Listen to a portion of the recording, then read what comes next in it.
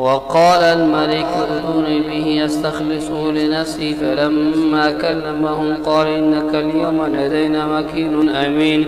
قال اجعلني على خزائن الأرض إني حفيظ عليم. وكذلك مكنا ليوسف في الأرض يتبوأ منها حيث يشاء نصيب برحمتنا من نشاء ولا نضيع أجر المحسنين. ولا أجر الآخرة خير للذين آمنوا وكانوا يتقون. وجاء إخوة يوسف فدخلوا عليه فعرفهم وهم له منكرون.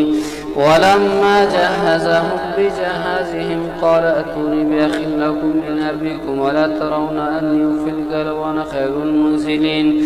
فإن لم تأتوني به فلا كيل لكم عندي ولا تقربون. قالوا سنراود عنه أباه وإنا لفاعلون. وقال لفتيانه جعلوا بضاعتهم في رحالهم لعلهم يعرفونها إذا انقلبوا إلى أهلهم لعلهم يرجعون. فلما رجعوا إلى أبيهم قالوا يا أبانا منع منا الكيل فارسل معنا أخانا نكتل وإنا له لحافظون. قال هل آمنكم عليه إلا كما أمنتكم على أخيه من قبل فالله خير حافظا وهو أرحم الراحمين. ولما فتحوا متاعهم وجدوا بضاعتهم ردت إليهم قالوا يا أبانا ما نبغي هذه بضاعتنا ردت إلينا ونمير أهلنا ونحفظ أخانا ونزداد كيل بعير ذلك كيل يسير. قال لن أرسله معكم حتى تؤتون موثقا من الله لتأتونني به إلا يحاط بكم. فلما آتوه موثقهم قال الله على ما نقول وكيل. وقال يا بني لا تدخلوا من باب واحد وادخلوا من أبواب متفرقة وما أغني عنكم من الله من شيء إن الحكم إلا لله عليه توكلت عليه فليتوكل المتوكلون. ولما دخلوا من حيث أمرهم أبوهم ما كان يغني عنهم من الله من شيء إلا حاجة في نفس يعقوب قضاها وإنه لذو علم لما علمناه ولكن أكثر الناس لا يعلمون. ولما دخلوا على يوسف آوى إليه أبويه وقال ادخلوا. لما دخلوا على يوسف آوى إليه أخاه قال إني أنا أخوك فلا تبتئس بما كانوا يعملون. فلما جهزهم بجهازهم جعل السقاية في رحل أخيه ثم أذن مؤذن أيتها العير إنكم لصادقون. قالوا أقبلوا عليهم ماذا تفقدون.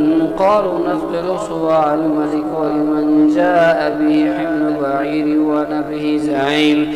قالوا تالله لقد علمتم ما جئنا لنفسد في الأرض وما كنا سارقين. قال فما جزاؤه إن كنتم كاذبين. قالوا جزاؤه من وجد في رحله فهو جزاؤه كذلك نجزي الظالمين.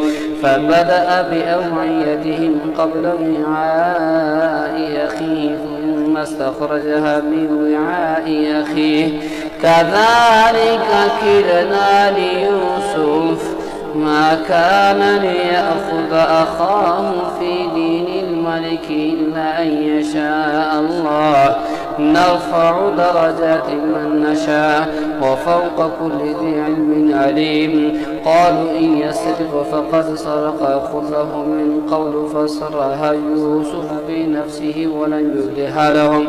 قال أنتم شر مكانا والله أعلم بما تصفون.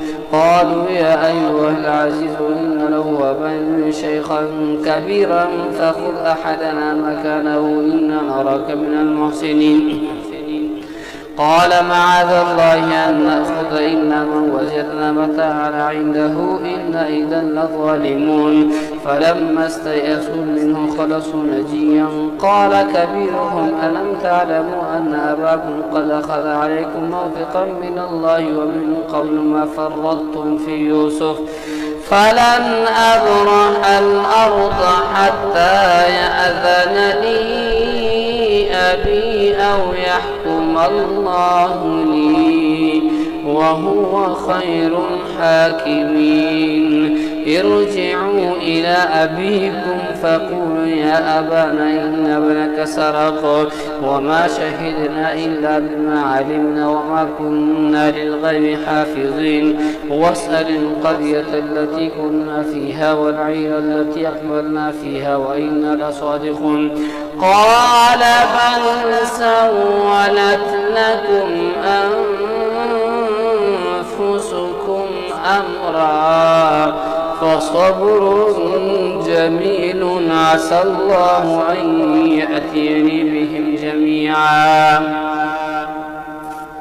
إنه هو العليم الحكيم وتولى عنهم وقال يا أسف على يوسف وابيضت عيناه من الحزن فهو كظيم قالوا تالله تفتأ تذكر يوسف حتى تكون حرضا أو تكون من الهالكين قال إنما أشكو بثي وحزني إلى الله وأعلم من الله ما لا تعلمون يا بني اذهبوا فتحسسوا من يوسف وأخيه ولا تيأسوا من روح الله إنه لا ييأس من روح الله إلا القوم الكافرون فلما دخلوا عليه قالوا يا أيها العزيز إن له أبا شيخا فلما دخلوا على قال يا بني لا تدخلوا من باب واحد وادخلوا من أبواب متفرقة فلما استيأسوا منه خلصوا نجيا قال كبيرهم ألم تعلموا أن أباكم قد أخذ عليكم موثقا من الله من وتولى عنهم وقال يا أسفا على يوسف وابيض عيناه من الحزن فهو كظيم قالوا تالله تفتأ تذكر يوسف حتى تكون حرضا أو تكون من الهالكين قال إنما أشكو بثي وحزني إلى الله وأعلم من الله ما لا تعلمون يا بني اذهبوا فتحسسوا من يوسف وأخيه ولا تيأسوا من روح الله إنه لا ييأس من روح الله إلا القوم الكافرون فلما دخلوا عليه قالوا يا أيها العزيز مسنا وأهل الضر وجئنا ببضاعة مزجاة فاغفر لنا الكيل وتصدق علينا إن الله يجزي المتصدقين قال هل علمتم ما فعلتم بيوسف وأخيه إذا أنتم جاهلون قالوا أئنك لأنت يوسف قال أنا يوسف وهذا أخي قد من الله علينا إنه من يتقي ويصبر فإن الله لا يضيع أجر المحسنين قالوا تالله لقد أثرك الله علينا وإن كنا لخاطئين قال لا تثريب عليكم اليوم يغفر الله لكم وهو أرحم الراحمين اذهبوا بقميصي هذا فألقوه على وجه أبي يأت بصيرا وأتوني بأهلكم أجمعين ولما فصلت العير قال أبوهم إني لأجد ريح يوسف لولا أن تفندون قالوا تالله إنك لفي ضلالك القديم فلما أن جاء البشير ألقاه على وجهه فارتد بصيرا قال ألم أقل لكم إني أعلم من الله ما لا تعلمون قالوا يا أبانا استغفر لنا ذنوبنا إنا كنا خاطئين قال سوف أستغفر لكم ربي إنه هو الغفور الرحيم فلما دخلوا على يوسف آوى إليه أبويه وقال ادخلوا مصر إن شاء الله آمنين. ورفع أبويه على العرش وخروا له سجدا وقال يا أبت هذا تأويل رؤياي من قبل قد جعلها ربي حقا وقد أحسن بي إذ أخرجني من السجن وجاء بكم من البدو من بعد أن نزغ الشيطان بيني وبين إخوتي إن ربي لطيف لما يشاء إنه هو العليم الحكيم. ربي قد آتيتني من الملك وعلمتني من تأويل الأحاديث فاطر السماوات والأرض أنت ولي في الدنيا والآخرة توفني مسلما والحقني من صالحين ذلك من أنباء الغيب نوحيه إليك وما كنت لديهم إذ أجمعوا أمرهم وهم يمكرون وما أكثر الناس ولو حرصت بمؤمنين وما تسألهم عليه من أجر إن هو إلا ذكر للعالمين. وكأي من آية في السماوات والأرض يمرون عليها وهم عنها موردون وما يؤمن أكثرهم لله إلا وهم مشركون أفأمنوا أن تأتيهم غاشية من عذاب الله وتأتيهم الساعة بغتة وهم لا يشعرون. قل هذه سبيلي أدعو إلى الله على بصيرة أنا ومن اتبعني وسبحان الله وما أنا من المشركين.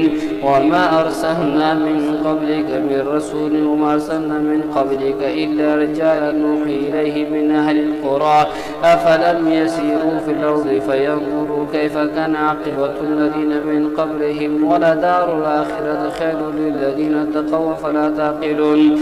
حتى إذا استيأس الرسل وظنوا أنهم قد كذبوا جاءهم نصرنا فنجي من نشاء ولا يرد بأسنا عن القوم المجرمين. لقد كان في قصصهم عبرة لأولي الألباب ما كان حديثا يفترى ولكن تصديق الذي بين يديه وتفصيل كل شيء وهدى ورحمة لقوم يؤمنون. ألف لام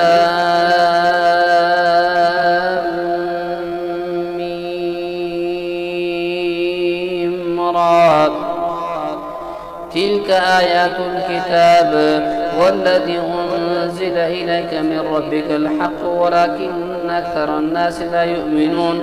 الله الذي رفع السماوات بغير عمد ترونها ثم استوى على العرش وسخر الشمس والقمر كل يجري لأجل مسمى يدبر الأمر يفصل الآيات لعلكم بلقاء ربكم توقنون. وهو الذي مد الأرض وجعل فيها رواسي وأنهارا ومن كل الثمرات جعل فيها زوجين اثنين يغشي الليل النهار إن في ذلك لآيات لقوم يتفكرون. وفي الأرض قطع متجاورات وجنات من عناب وزرع ونخل صنوان وغير صنوان يسقى بماء واحد ونفضل بعضها على بعض في الأكل إن في ذلك لآيات لقوم يعقلون. وإن تعجب فعجب قولهم أإذا كنا ترابا أإنا لفي خلق جديد. أولئك الذين كفروا بربهم وأولئك الأغلال في أعناقهم وأولئك أصحاب النار هم فيها خالدون. ويستعجلونك بالسيئة قبل الحسنة وقد خلت من قبلهم المثلات وإن ربك لذو مغفرة للناس على ظلمهم وإن ربك لشديد العقاب. ويقول الذين كفروا لولا أنزل عليه آية من ربه إنما أنت منذر ولكل قوم هاد. الله يعلم ما تحمل كل أنثى وما تغيض الأرحام وما تزداد وكل شيء عنده بمقدار. عالم الغيب والشهادة الكبير المتعال سواء منكم من أسر القول ومن جهر به وما هو مستخف بالليل وسارب بالنهار له معقبات من بين يديه ومن خلفه يحفظونه من أمر الله إن الله لا يغير ما بقوم حتى يغيروا ما بأنفسهم. وإذا أراد الله بقوم سوءا فلا مرد له وما لهم من دونه من وال. هو الذي يريكم البرق خوفا وطمعا وينشئ السحاب الثقال ويسبح الرعد بحمده والملائكة من خيفته ويرسل الصواعق فيصيب به من يشاء وهم يجادلون في الله وهو شديد المحال. له فيصيب بها من يشاء وهم يجادلون في الله وهو شديد المحال. له دعوة الحق والذين يدعون من دونه لا يستجيبون لهم بشيء إلا كباسط كفيه إلى الماء ليبلغ فاه وما هو ببالغه وما دعاء الكافرين إلا في ضلال. ولله يسجد من في السماوات والأرض طوعا وكرها وظلالهم بالغدو والآصال. قل من رب السماوات والأرض قل الله. قل أفاتخذتم من دونه أولياء لا يملكون لأنفسهم نفعا ولا ضرا. قل هل يستوي الأعمى والبصير وهل تستوي الظلمات والنور أم جعلوا لله شركاء خلقوا كخلقه فتشابه الخلق عليهم. قل الله خالق كل شيء وهو الواحد القهار. أنزل من السماء ماء فسالت أودية بقدرها فاحتمل السيل زبدا رابيا ومما يوقدون عليه في النار ابتغاء حلية ومتاع زبد مثله كذلك يضرب الله الحق والباطل. فأما الزبد فيذهب جفاء وأما ما ينفع الناس فيمكث في الأرض كذلك يضرب الله الأمثال للذين استجابوا لربهم الحسنى والذين لم يستجيبوا له لو أن لهم ما في الأرض جميعا ومثله معه لافتدوا به أولئك لهم سوء الحساب ومأواهم جهنم وبئس المهاد. أفمن يعلم أنما أنزل إليك من ربك الحق كمن هو أعمى إنما يتذكر أولو الألباب الذين يوفون بعهد الله ولا ينقضون الميثاق والذين يصلون ما أمر الله به أن يوصل ويخشون ربهم ويخافون سوء الحساب. والذين صبروا ابتغاء وجه ربهم وأقاموا الصلاة وأنفقوا مما رزقناهم سرا وعلانية ويرون بالحسنة السيئة أولئك لهم عقبى الدار جنات عدن يدخلونها ومن صلح من آبائهم وأزواجهم وذرياتهم والملائكة يدخلون عليهم من كل باب سلام عليكم بما صبرتم فنعم عقبى الدار.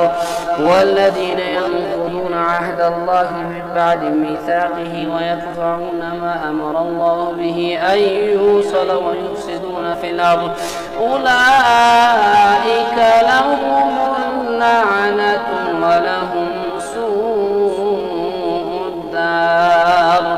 الله يبسط الرزق لمن يشاء ويقدر وفرحوا بالحياة الدنيا وما الحياة الدنيا في الآخرة إلا متاع. ويقول الذين كفروا لولا أنزل عليه آية من ربه قل إن الله يضل من يشاء ويهدي إليه من أناب الذين آمنوا وتطمئن قلوبهم بذكر الله ألا بذكر الله تطمئن القلوب الذين آمنوا وعملوا الصالحات طوبى لهم وحسن مآب.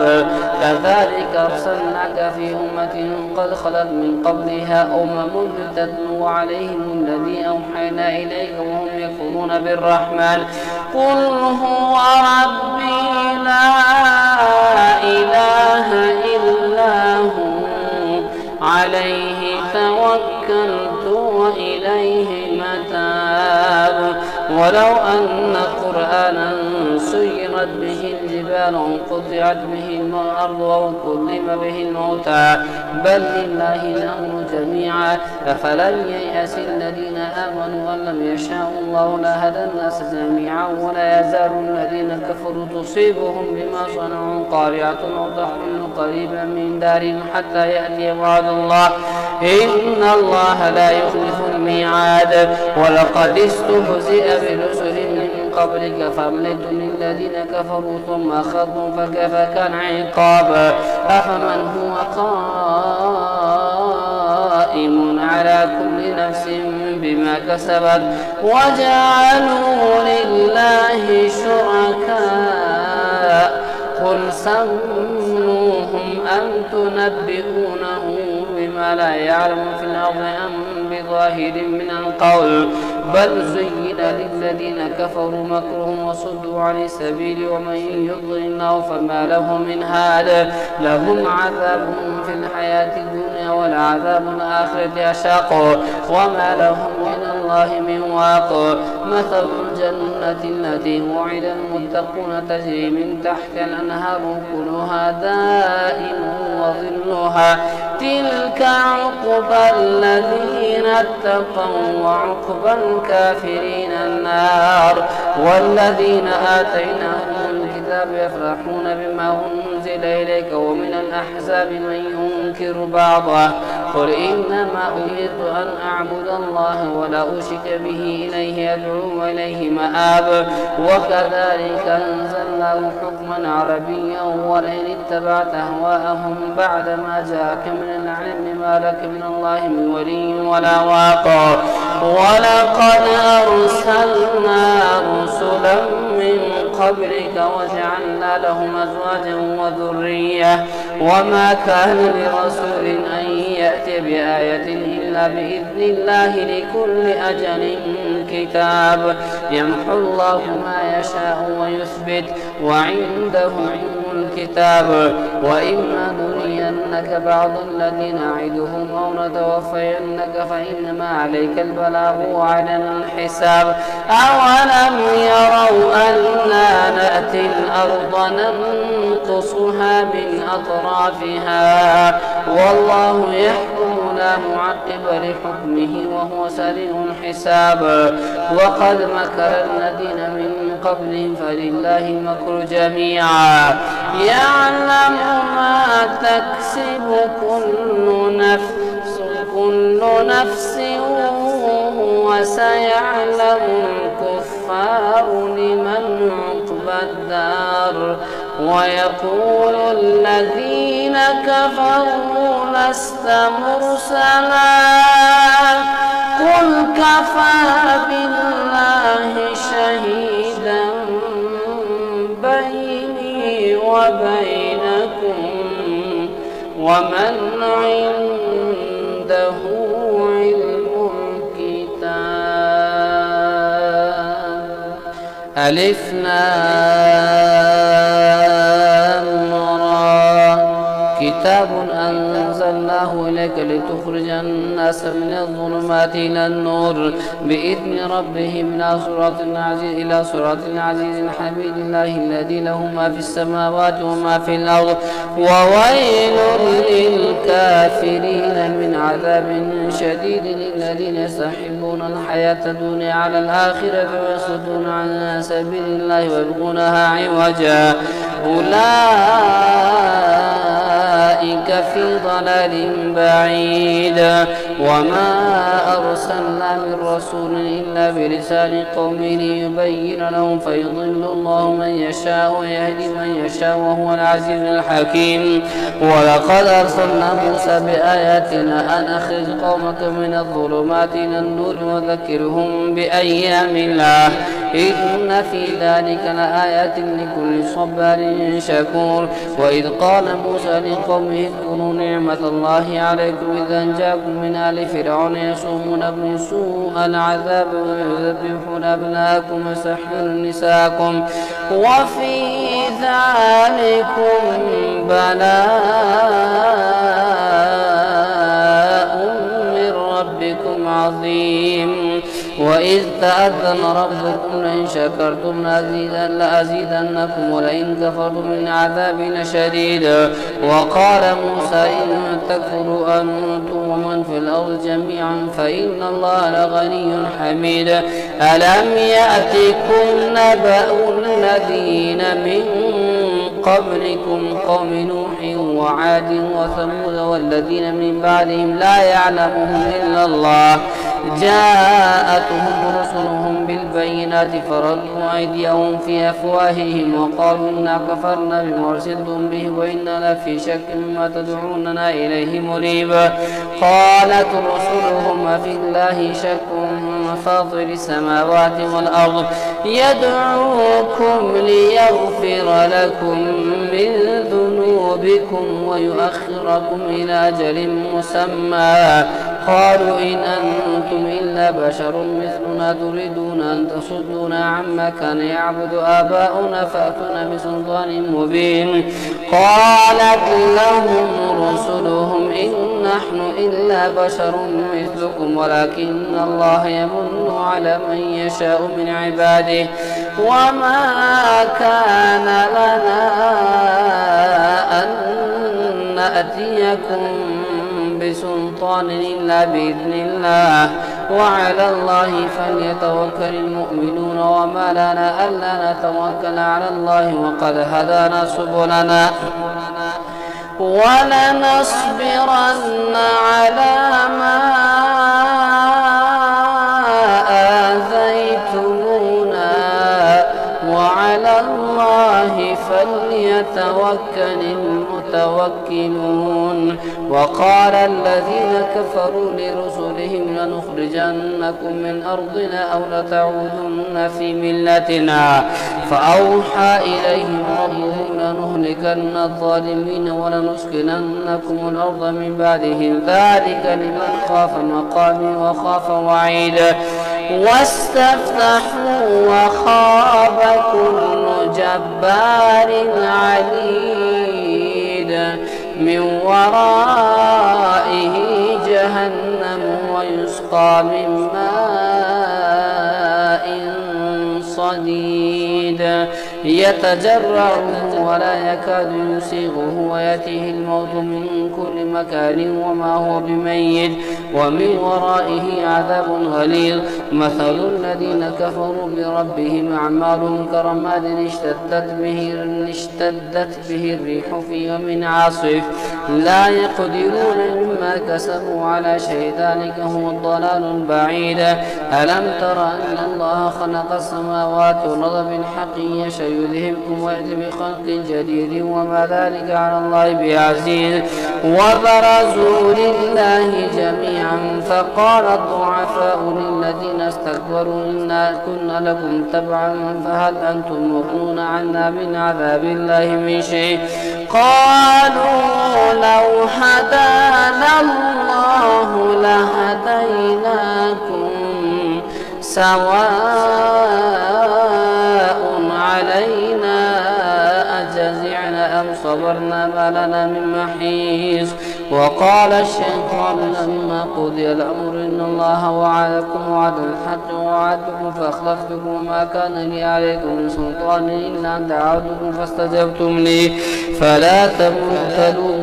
فلا تلوموني ولوموا أنفسكم ما أنا بمصرخكم وما أنتم بمصرخي إني كفرت بما أشركتمون من قبل إن الظالمين لهم عذاب أليم. وأدخل الذين آمنوا وعملوا الصالحات جنات تجري من تحتها الأنهار خالدين فيها بإذن ربهم تحيتهم فيها سلام. ألم تر كيف ضرب الله مثلا كلمة طيبة كشجرة طيبة أصلها ثابت وفرعها في السماء تؤتي أكلها كل حين بإذن ربها ويضرب الله الأمثال للناس لعلهم يتذكرون.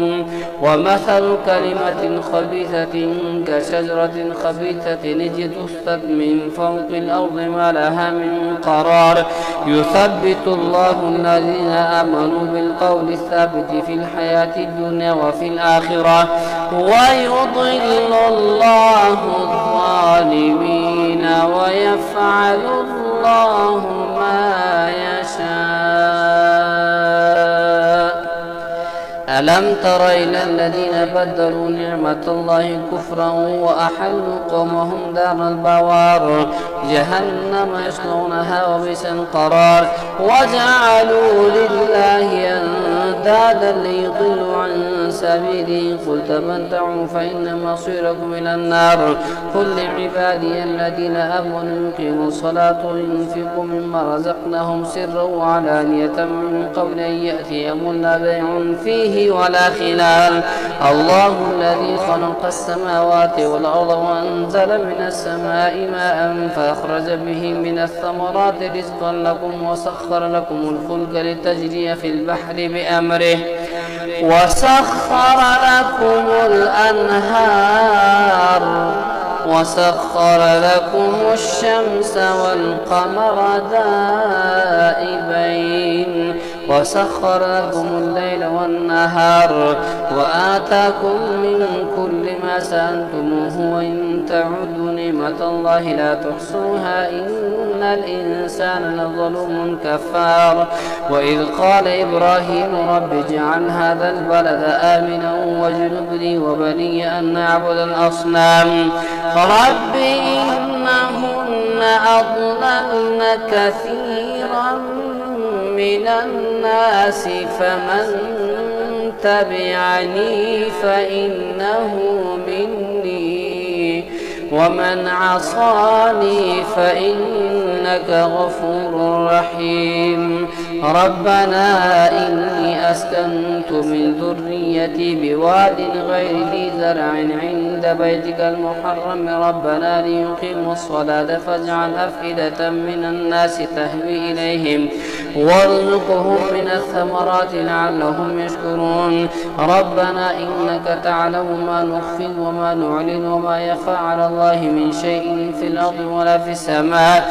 الحمد لله الذي وهب لي على الكبر إسماعيل وإسحاق إن ربي لسميع الدعاء. رب اجعلني مقيم الصلاة ومن ذريتي ربنا وتقبل دعاء. ربنا اغفر لي ولوالدي وللمؤمنين يوم يقوم الحساب ولا تحسبن الله غافلا عما يعمل الظالمون إنما يؤخرهم ليوم تشخص فيه الأبصار مهطعين مقنعي رؤوسهم لا يرتد إليهم طرفهم وأفئدتهم هواء. وأنذر